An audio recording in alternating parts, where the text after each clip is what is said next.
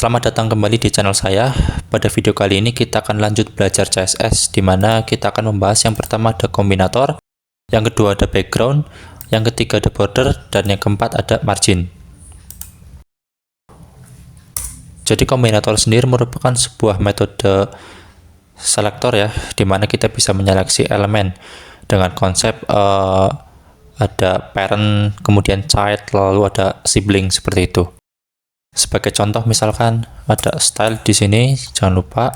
Kemudian ini ada div, lalu ada p. Kita kasih teks lorem 10.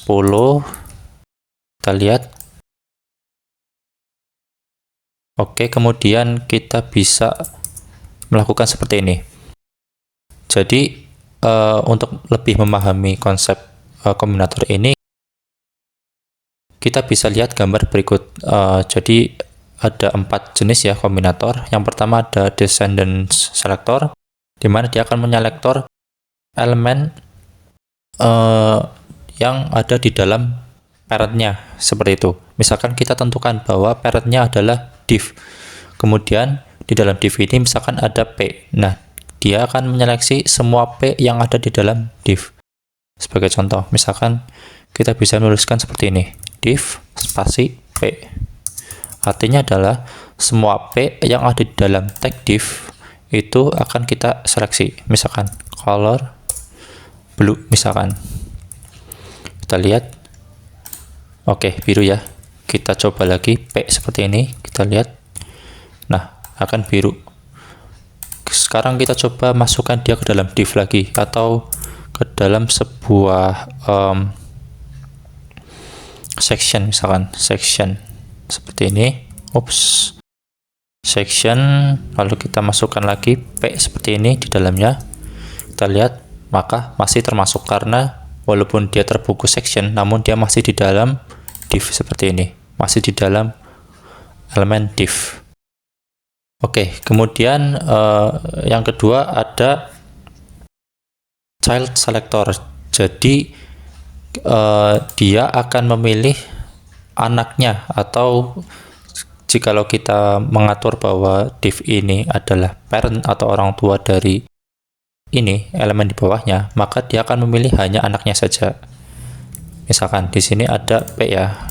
Oke, kita kasih misalkan p lagi di sini, lorem seperti ini, lorem 5. Kita bedakan yang ini dalam section seperti ini. Kita simpan, kita lihat. Untuk child selector ini jangan lupa ya, simbolnya adalah lebih dari, seperti ini. Jadi simbolnya adalah lebih dari. Jika misalkan sebelumnya cuma dipisahkan oleh spasi, nah untuk child selector ini dia lebih dari. Kita lihat. Nah, child selector ini dia akan memilih elemen yang langsung dekat dengan div. Jadi kalau misalkan sudah terbungkus elemen lagi seperti ini, p yang ini, dia tidak termasuk. Jadi dia hanya memilih yang p ini dan p ini. Seperti itu. Jadi itu adalah mungkin perbedaan sedikit antara child selector dan yang tadi descendant selector. Yang kedua, ada adjacent sibling selector, atau kerabat terdekat ya. Jadi ketika kita membuat sebuah p di sini, kita coba sibling seperti ini, kita simpan, kita lihat, tidak ada hasilnya ya. Nah, untuk sibling sendiri dia itu tandanya adalah plus seperti ini. Kalau kita save, kita lihat, nah dia akan memilih yang terdekatnya, terdekat dari div ini. Jadi pilih p, di mana dia itu yang paling dekat dengan div seperti ini. Jadi yang paling dekat dengan div ini adalah kan yang p ini ya. Kalau misalkan kita tambahkan kemudian ganti yang ini, maka yang akan terpilih adalah yang ini, bukan yang ini. Kita lihat. Nah, ada perbedaan di sini. Jadi dia hanya memilih elemen yang terdekat dari dirinya, seperti itu. Nah, itu adalah ini ya, adjacent sibling, atau gampangnya itu ya kerabat dekat lah, seperti itu. Kemudian ada general sibling. Nah, untuk general sibling ini dia lebih luas, jadi secara umum. Jadi kita bisa simbolkan dengan seperti ini. Seperti ini. Kita simpan, kita lihat. Nah, jadi dia tidak peduli siapa yang paling dekat seperti itu. Pokoknya elemen setelah div ini itu dia ambil selama itu P, seperti itu.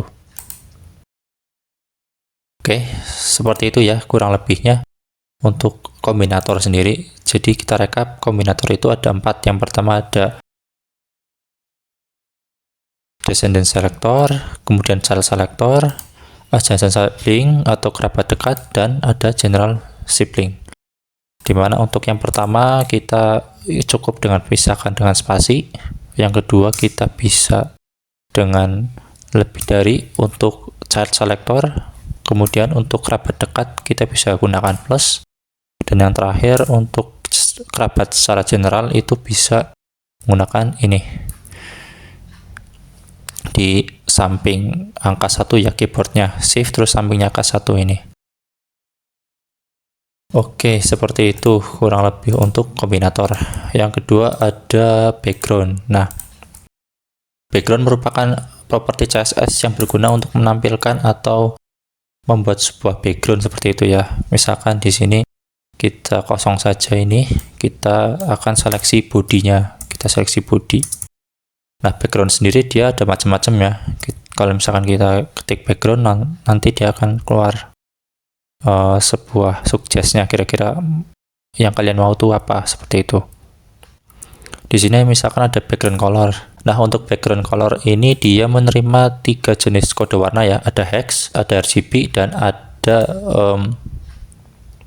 HSL. Seperti itu. Misalkan kita hex ya.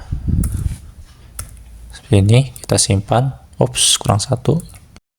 Seperti ini, maka dia putih ya, nggak ada yang berubah. Kalau misalkan kita ganti 000, kita lihat maka akan hitam. Seperti ini. Kalau misalkan kita coba ini ya, Google Picker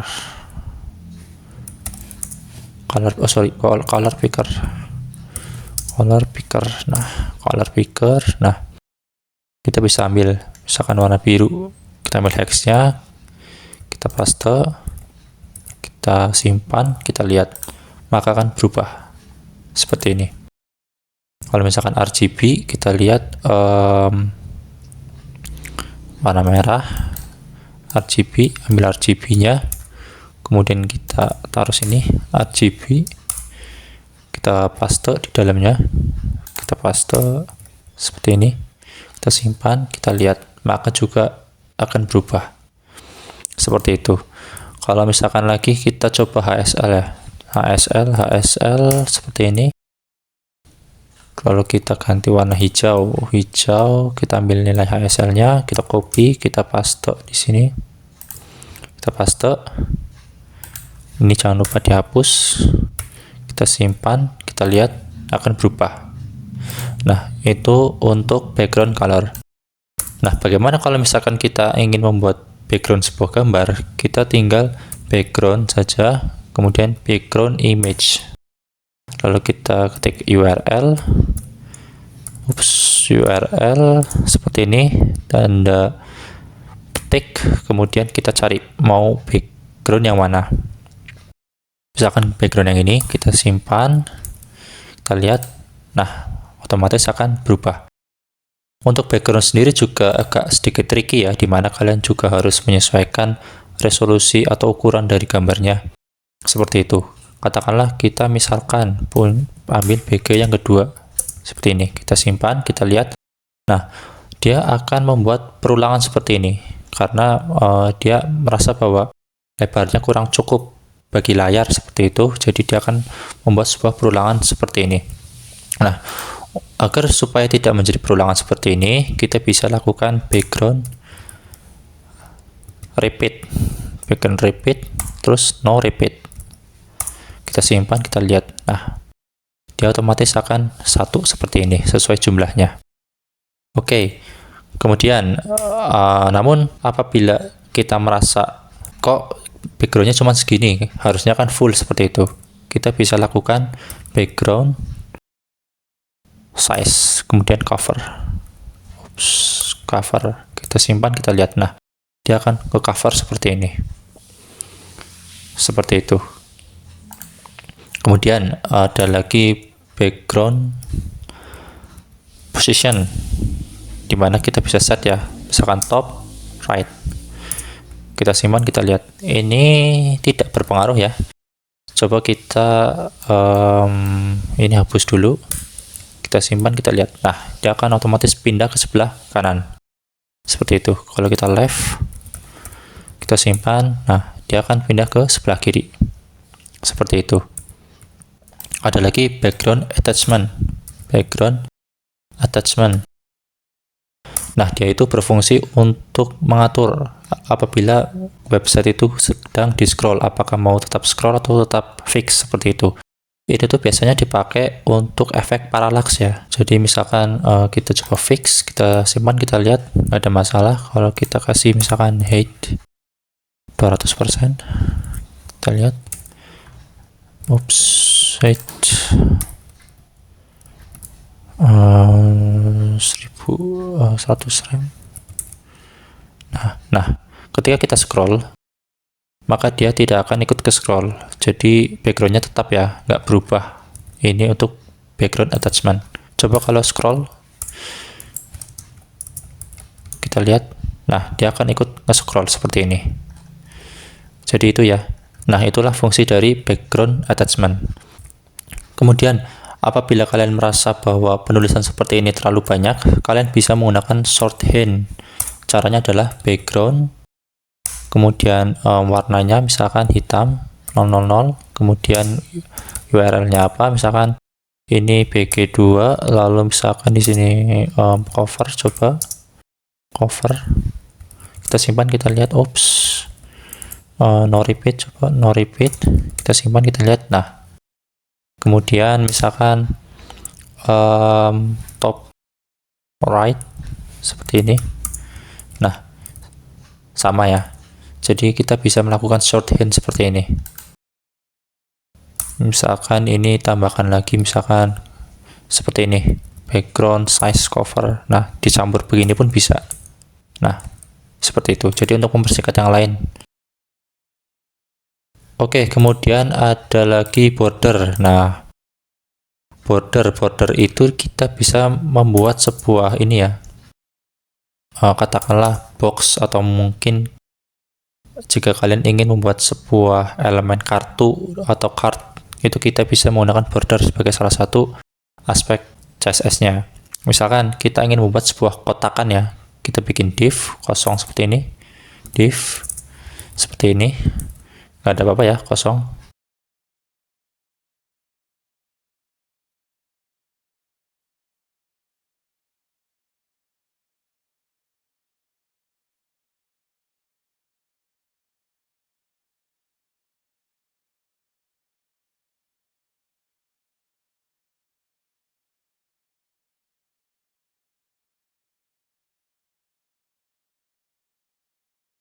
Nah, kita bisa lihat bahwa kita bisa menciptakan sebuah kotak ya dengan border ini. Jadi border itu kita bisa menambahkan garis tepi di setiap elemen seperti itu. Biasanya border ini kita pakai kalau misalkan kita menggunakan div untuk membuat sebuah komponen ya, kayak kartu, card, atau misalkan ada layout atau apapun itu. Jadi yang membutuhkan garis tepi, kita bisa menggunakan border seperti ini. Nah, ada lagi selain yang di atas ini, ada border radius. Kita bisa mengatur sudut-sudutnya seperti itu. Ada 10 pixel, berarti dia akan lonjong. Misalkan kita 100%, kita coba, maka dia akan bulat. Kita coba 50%, maka dia akan masih bulat. Coba misalkan 10%. Nah, kelihatan lonjong seperti ini. Ini adalah border, di mana border ini nantinya akan terdiri dari border weight atau tebal bordernya, warnanya, color, stylenya atau gayanya. Jadi nanti untuk gayanya ada solid, ada dot atau titik-titik ya, titik-titik. Nah, ini titik-titik. Ada lagi misalkan dash seperti ini, dia titik-titik panjang kayak gitu ya. Lalu coba ada double apa ya, double. Nah, double seperti ini dan lain-lain. Oke. Sama seperti background tadi, kita juga bisa menggunakan shorthand ya, daripada kita menggunakan banyak properti seperti ini, kita bisa lakukan shorthand. Misalkan seperti ini, border tebalnya berapa, 1 pixel misalkan. Kemudian tipenya apa, misalkan solid. Lalu misalkan kita mau coba warnanya apa, red misalkan, seperti itu. Kalau kita simpan, kita lihat, nah hasilnya akan sama saja. Jadi kita bisa gunakan shorthand seperti ini daripada kita membuat border yang panjang seperti tadi. Oke, ada juga misalkan border top color, kita coba misalkan black. Nah, maka bagian atasnya akan berwarna hitam, sedangkan yang lain tidak, seperti itu. Atau kita juga bisa melakukan hal seperti ini. Misalkan border radius seperti ini ya. Seperti ini. Kita bisa gunakan seperti ini. 10 pixel, kemudian 0. Kita lihat hasilnya. Nah, maka akan seperti ini. Apabila kita tambahkan lagi, misalkan 10 pixel, maka dia akan penuh seperti ini. Nah, apabila kita tambahkan lagi 10 pixel, 0 pixel, kita lihat, maka akan seperti ini. Jadi banyak sekali kombinasi-kombinasi ya yang bisa kalian coba-coba. Nah, untuk ini kombinasinya merupakan kalau misalkan kita dua seperti ini, untuk kasus border radius, maka dia akan mengatur bagian sudut-sudut dari kiri atas ke kanan bawah dan ke kanan atas ke kiri bawah. Contoh, untuk nilai yang pertama ini, dia akan mengatur dari kiri atas dan kanan bawah. Nah, untuk yang kedua, dia akan mengatur ke kanan atas dan kiri bawah. Seperti itu. Nah, untuk yang lain juga ada. Nanti untuk yang nilai pertama, dia akan mengatur atas bawah, yang kemudian yang kedua ada kiri kanan, seperti itu.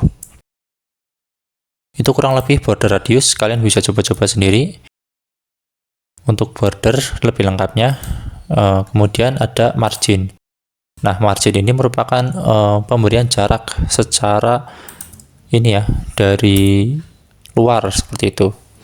Jadi kita mendorong jarak dari elemen itu sendiri keluar seperti itu. Misalkan ada P seperti ini, P, lorem seperti ini. Kita lihat aman ya. Coba kalau misalkan kita kasih border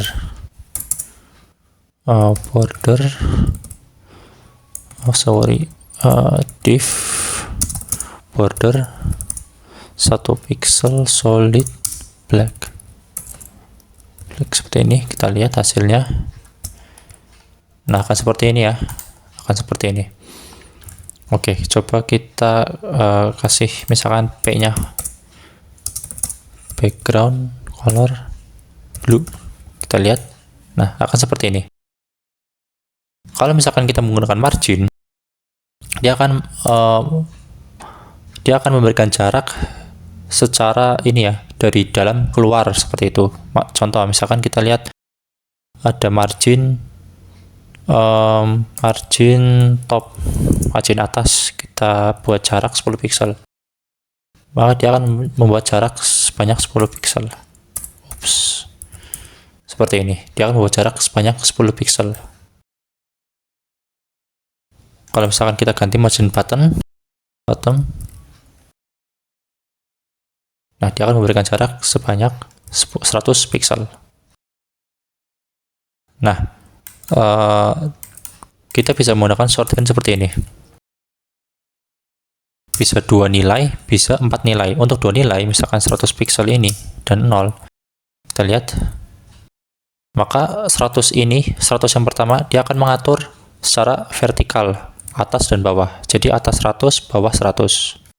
Seperti ini. Nah, untuk yang ini, dia akan mengatur secara horizontal. Misalkan, ini 100 pixel, ini 0. Kita lihat, nah, dia akan memberikan jarak horizontal, kanan dan kirinya, sebanyak 100. Nah, untuk 4 nilai, misalkan ada 100 pixel 000 seperti ini, kita simpan, maka dia akan urut ya, dari atas, kanan, bawah, kiri, seperti itu. Misalkan kanannya kita atur 10 pixel, kita simpan, kita lihat, nah, akan ada jarak 10 pixel, kurang besar, coba 100 pixel. Nah, atas, kanan, kemudian bawah, misalkan ada 100 pixel, seperti ini, maka 100 pixel, seperti itu, atas, kanan, bawah. Kemudian ada kiri, misalkan 100 pixel. Nah, ada atas, kanan, bawah, kiri, seperti itu, urut ya, atas, kanan, bawah, kiri. Nah, apabila kita ingin langsung semuanya, maka kita tinggal satu aja seperti ini. Maka hasilnya kan sama saja, seperti itu. Nah, itulah untuk margin.